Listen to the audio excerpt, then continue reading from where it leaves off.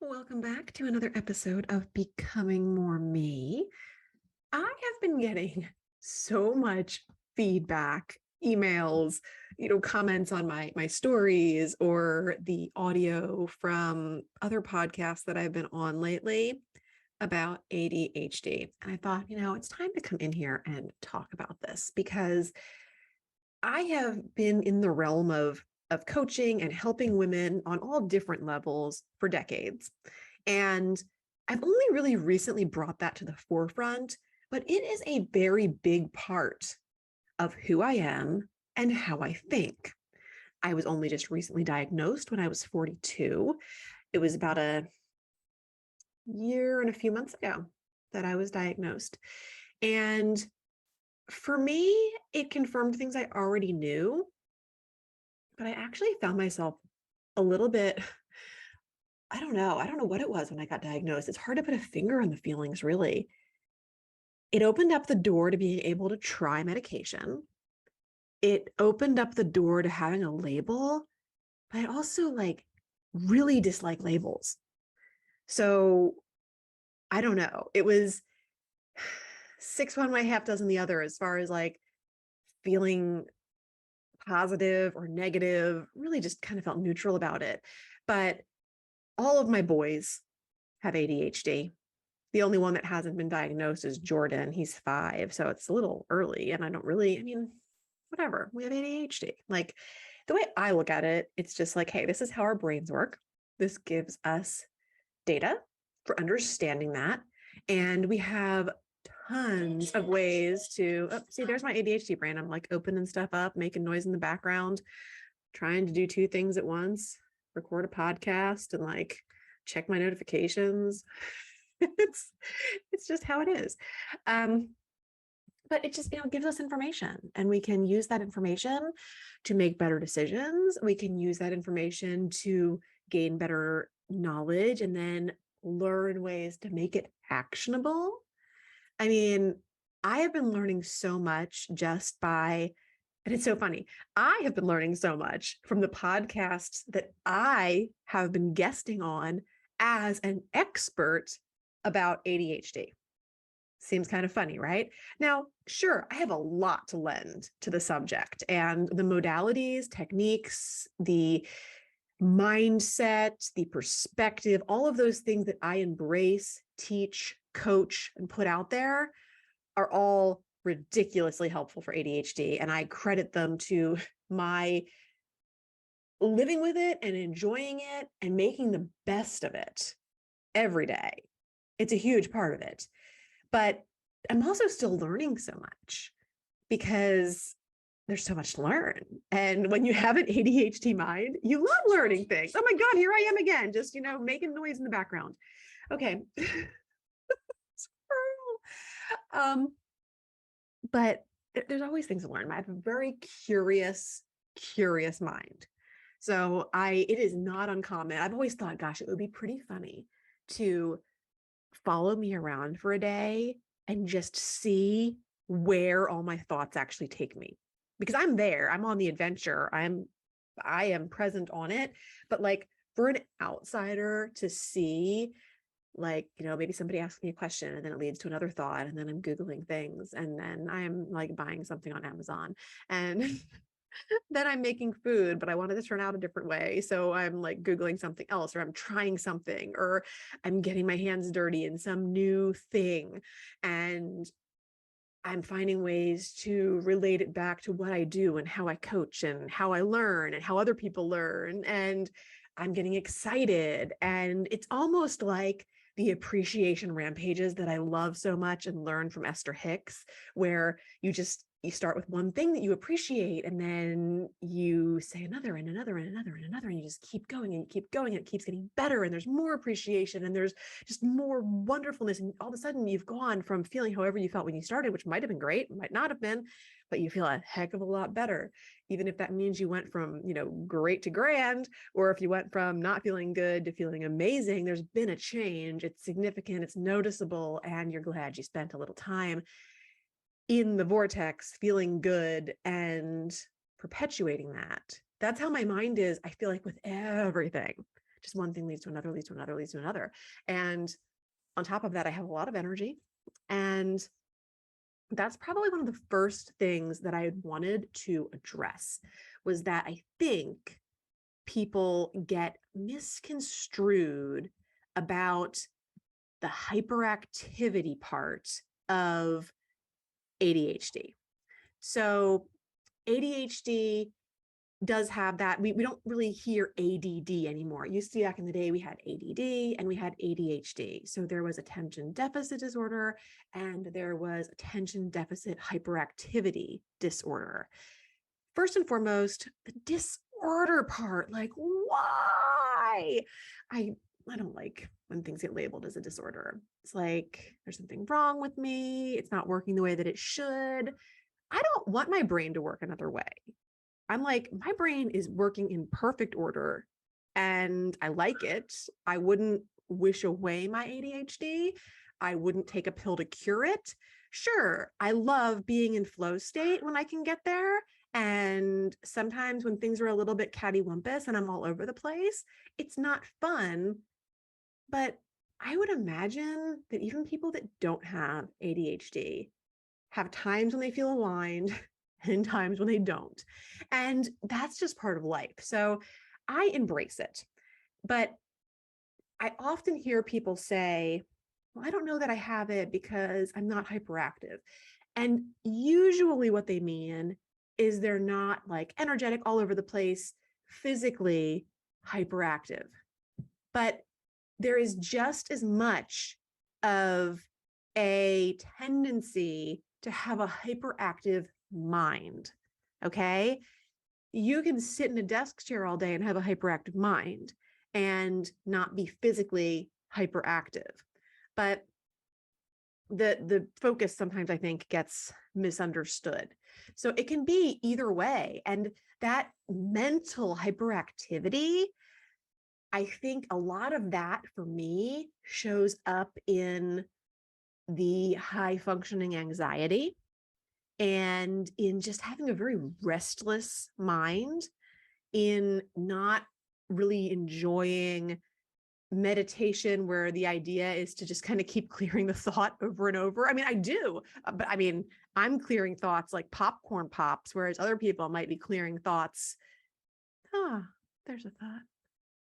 Okay. And now I'm clearing that thought away. And then they get like a little bit of time. I don't know, seconds, minutes. I've never really experienced it.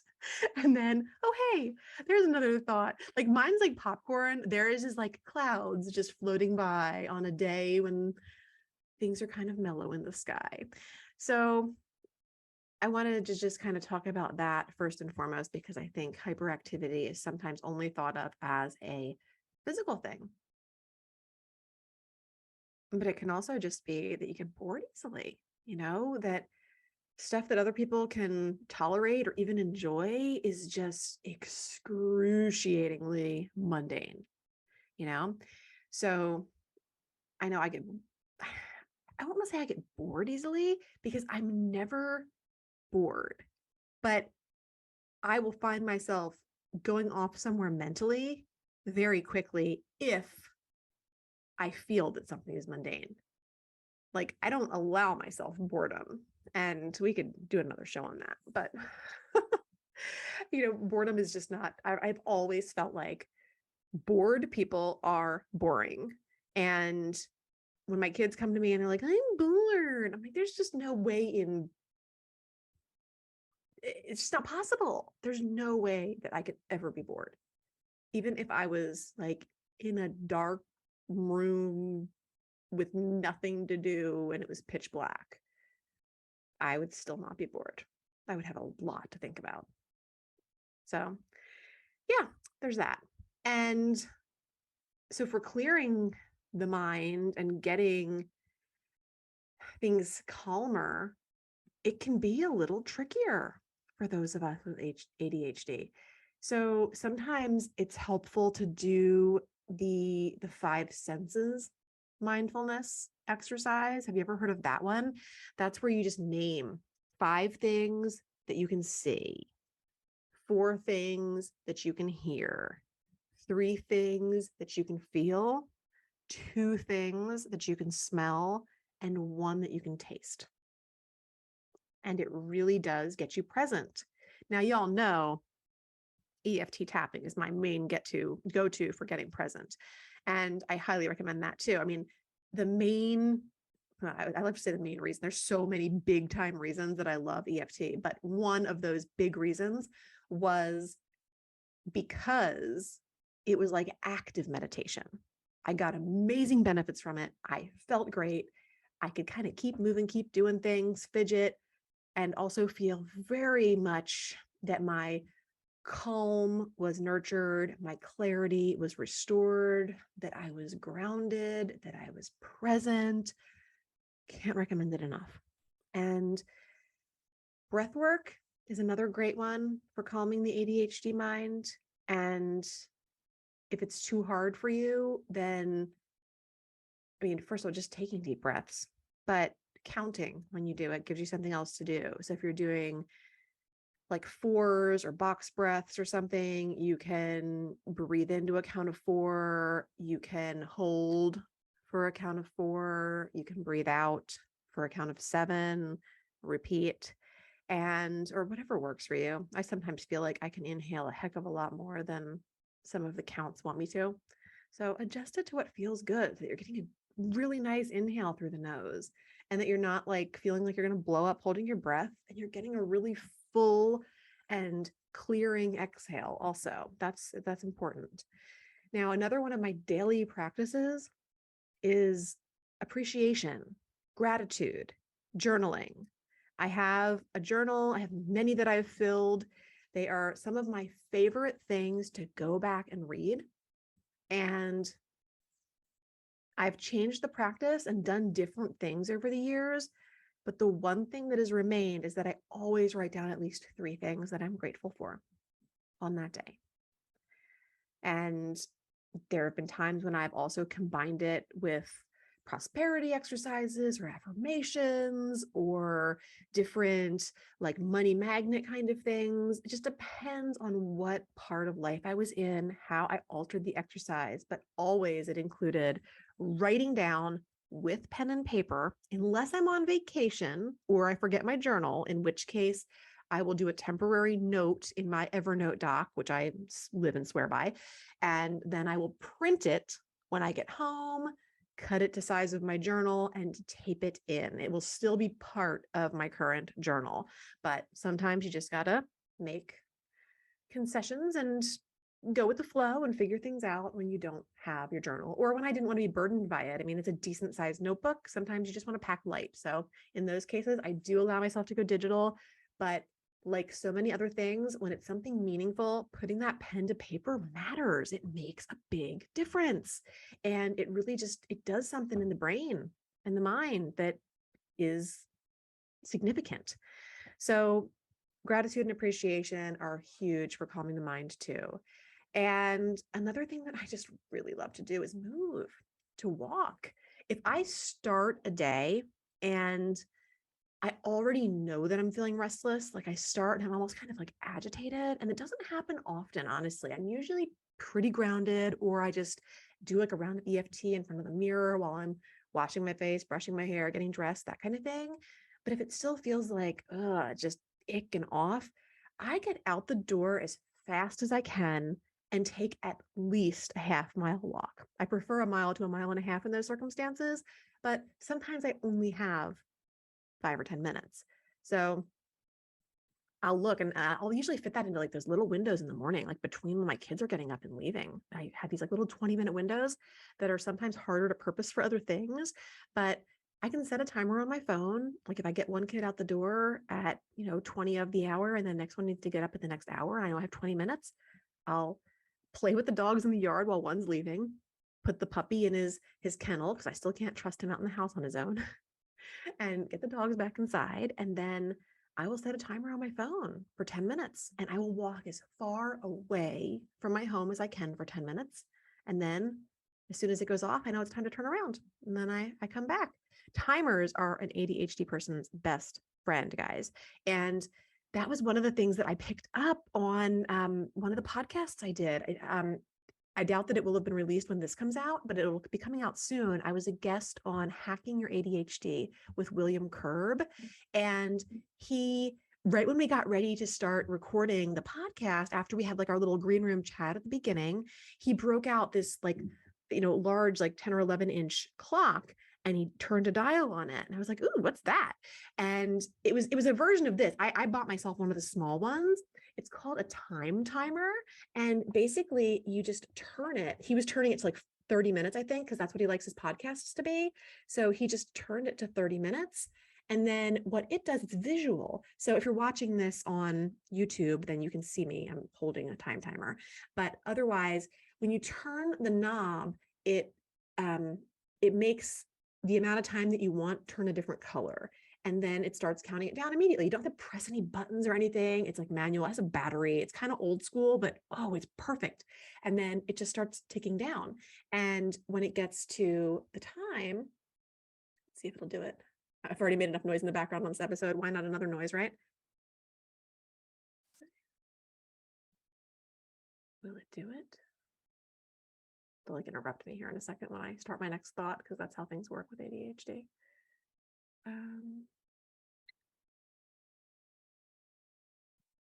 That's it. So it was so easy. And so I just got it. I apparently need to learn how to make it happy and turn it off. But I love it and I love it a lot for when I'm getting my kids ready, or when I'm doing those little things where it's like, I know I only have 15 minutes and I really need to see that time to understand how much or how little of it I have, because ADHD minds and time, they're a little funky together. So I have been loving that since I got it. And it's just another one of those things, like I said, I've been learning so much from these episodes. So I was on his show. I was on with Danae Cannon on ADHD Crash Course. I did an episode with Adulting with ADHD. That's Sarah Castaneda Snyder. And there was another ADHD show I did. Oh, I don't remember, but there's been a lot. And I've also found myself on the shows of a lot of people that have it, but their shows aren't necessarily about it, but it definitely lends itself to their flavor and their show's essence. So I did a show with Melissa Churro, The Fully Mindful, and she has ADHD also. There's just a lot of amazing ADHD people in my circle, and I learn so much from all of them each and every day. And I've been honored to be on their shows. So, and they all have just great ideas around it. One of the best things about ADHD is that we are these unstoppable brainstormers. And that is a feature that I love. Now, once we actually do decide on an idea, sometimes we have a little trouble staying there and being focused in. And that's something that I have been challenged with throughout my years of being an entrepreneur, but also because of it, I've learned so many ways to do just that. So it's also another area where I'm really able to help people, because it's a struggle I really understand, and sometimes when we have so many ideas, the idea that we can only do one of them feels very restrained and constrained in a way that really blocks our energetic flow. So even though we need to focus in, dial in, narrow down, all of those things in order to get to the next stage of achievement or bringing something to fruition, the way we think about it, the way we believe about it really matters, because our brains don't like to hear, oh, okay, so you've made a decision and now you only get to do that forever. Like, that's what it feels like. It feels like, oh no, I can't have all the things. I can't Google this or think about this idea or whatever. And I have found it's very helpful to be like, okay, so I am going to pursue fill in the blank. And I'm also welcome to think about these other things. But right now I'm going to put my focus there. And sometimes for me, that looks like keeping a list, which I call future. And knowing that once I've nailed certain aspects of a project, then I can go back to that future list. The coolest thing about that is that a lot of times when I go back to that list, I no longer care about those things. And that confirms to me that it would have been buffering. It might have been a waste of my time, and that little bit of effort to walk away from it for a little bit, and it's noted. So I don't feel like I'm abandoning it. I don't feel like I'm like, you can't have that, you can't think about it, you can't do that. But it's kind of like, okay, I'm writing you down so I won't forget you, because that's something that ADHD minds worry about, is they're going to forget or not come back to something or not finish. And I'm putting it on this list where I don't have to come back to it. But again, I'm not going to forget that I was interested. So if and when I revisit it, I can make another decision then. So it's not end of story. It's just, this is my focus. And I can also have these things when the time is right. So that feels a lot better to me than the idea of constraining. I know I actually was doing some coaching at one point and talking to my own coach about it, saying, gosh, I have all these ideas and I feel like I need to constrain. Like that's what I need to do. And they're like, but how does that feel? I'm like, it feels awful. So from all of that and from working through my own thing, I came to that. I was like, we have to do things that feel good for us, even when it's working on things that are big and scary and have aspects that don't feel amazing. We need to do it in the way that's going to feel the best. And sometimes that also means making decisions for yourself here, now, in the present moment, realizing that you're going to need to carry them out in a future moment, and being able to remind yourself that the past version of you made this decision already with the best interests of future, now current version of you at heart. And that even if it's difficult, when you get to that time when it's time to really do the thing, you already made that decision for yourself. You don't need to make it again. You don't need to avoid it. You just need to do it. And those are the ways that we become proud of ourselves and that we reinforce good decisions, behaviors, whatever you want to call it. So that's another thing. Now, hey, before we continue with the episode, one quick question. Have you joined the Becoming More Me community on School? If yes, I'm so grateful for you. And if no, what are you waiting for? I have an amazing free community that houses over $15,000 worth of my most requested resources, things you can start digging into and using today, actionable resources to start changing how you feel and show up in your life. Things that are going to support you on your never-ending journey of becoming, and amazing community members to support you as well.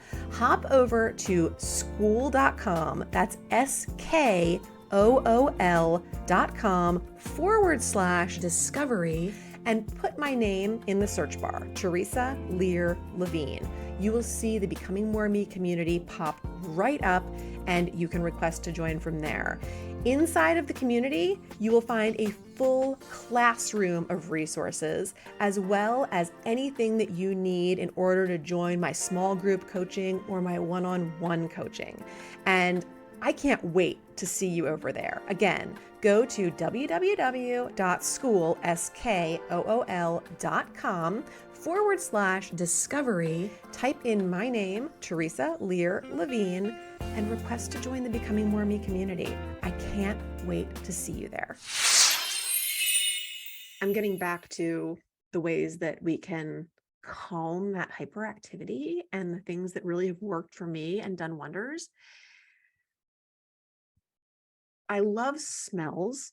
So essential oils or perfumes or even kitchen smells have been very helpful to me over the years.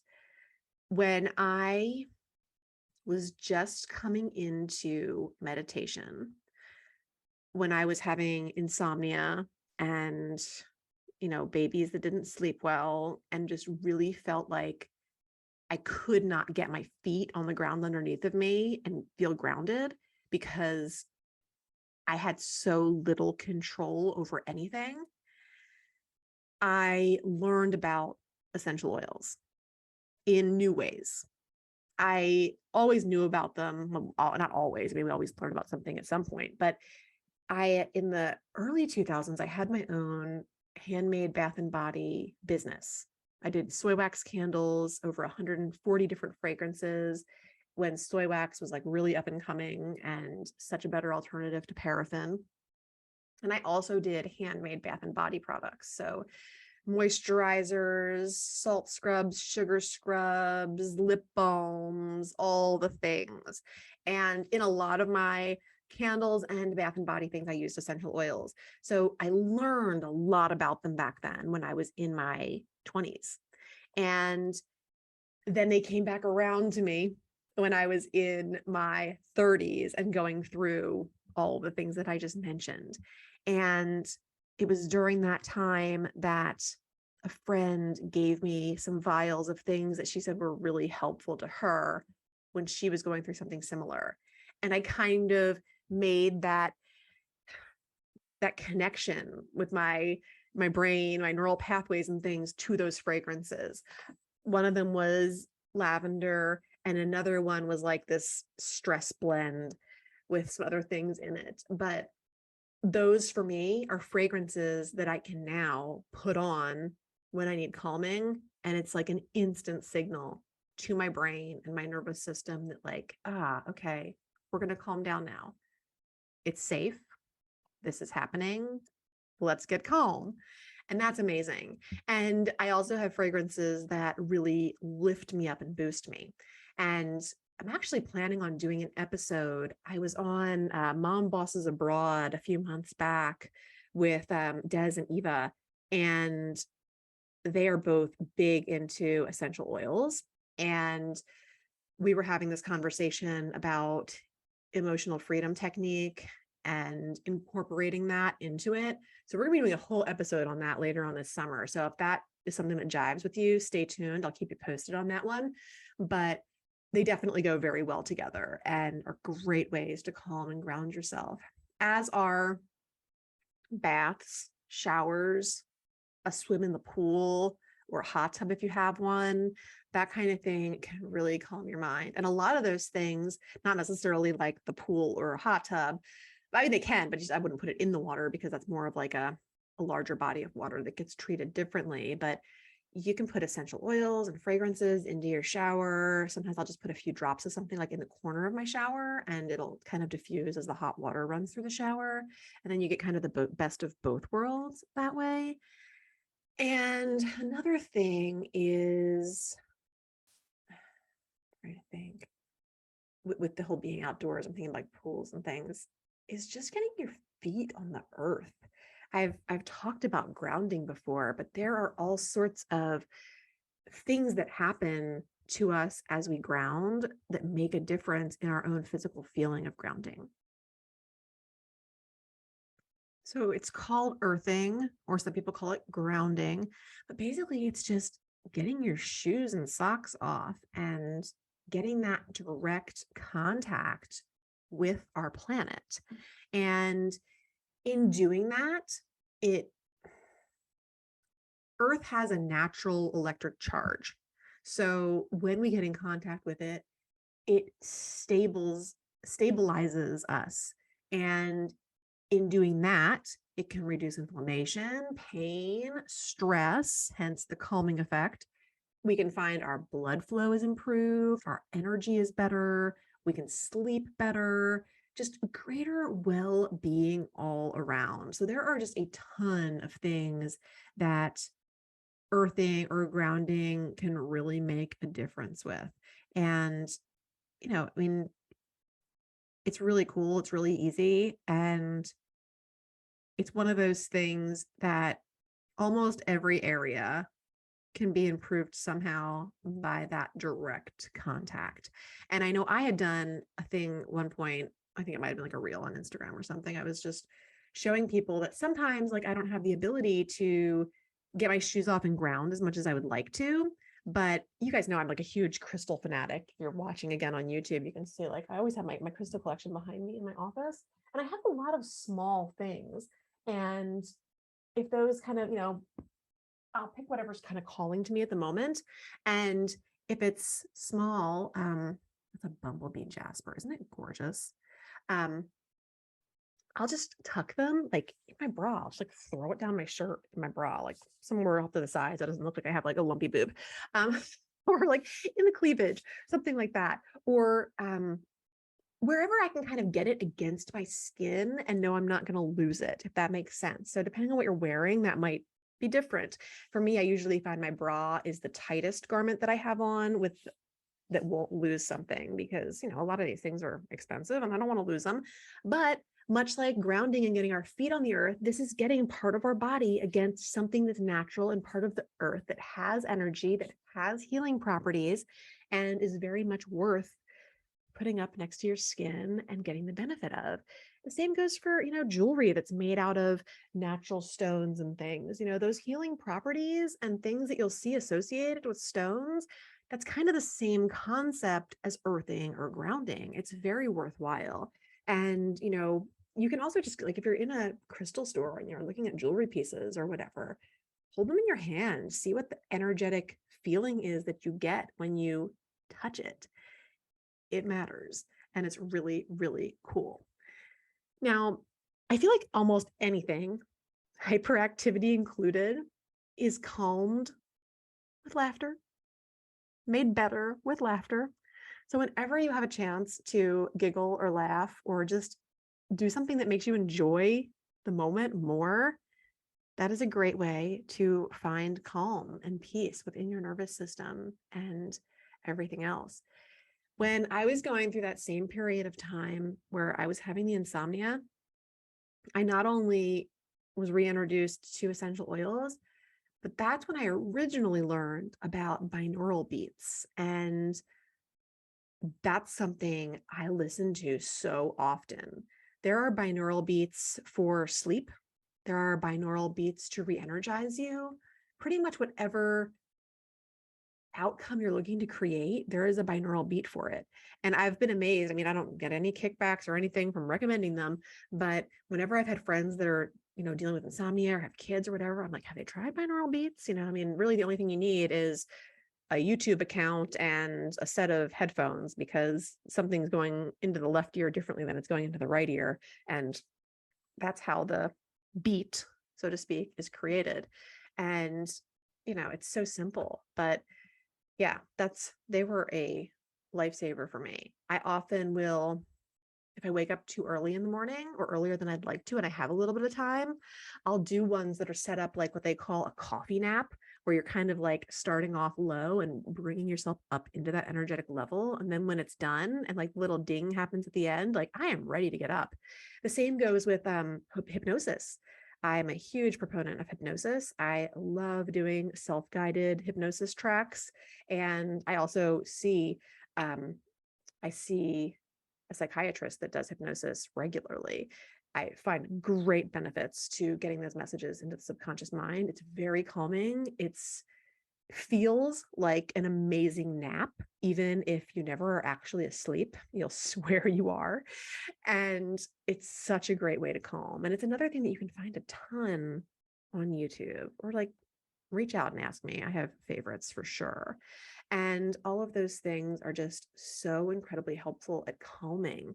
And of course, like I said, there's tapping and there's talking. If you've got something on your mind that has you in that unregulated state of hyperactivity and just feeling kind of off, talk to a friend, talk to your spouse, talk to somebody at the grocery store, whatever floats your boat. And if it's not weird, tap while you're talking. I always tell people, like, if you're looking for something easy to do, just tap your collarbone. Or there's places on our body that relate to EFT tapping, emotional freedom techniques tapping, that are so natural for us. The collarbone's one of them. It's pretty common for people to kind of reach their hand up and kind of rub around or whatever. So tapping is pretty natural.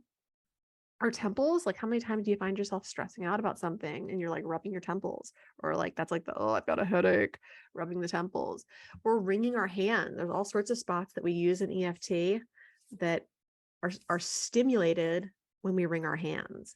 So So much of this stuff is intuitive, it is natural, and it's also another reason why working on your intuition is so important, which is one of the big things and big benefits that people get when I work with them is they start trusting that inner voice more. They start listening to that gut feeling more, and because of that, they start showing up differently and getting different results in their life. It's amazing. And it seems, again, so simple, so intuitive, but I can't tell you how many people hear that voice day in and day out, or have heard it for their entire lives and have been telling it to shut up, go away, turn itself off, or I'm not listening to you.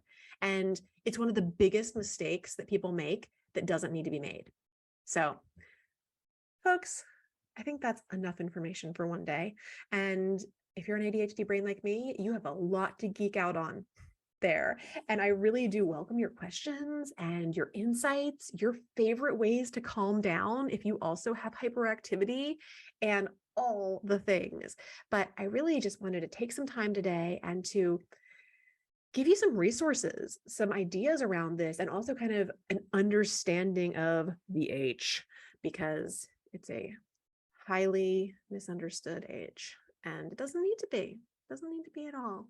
So if you have any other insights, please reach out, share them with me, and I will look forward to hearing from you, and see you on another episode next week.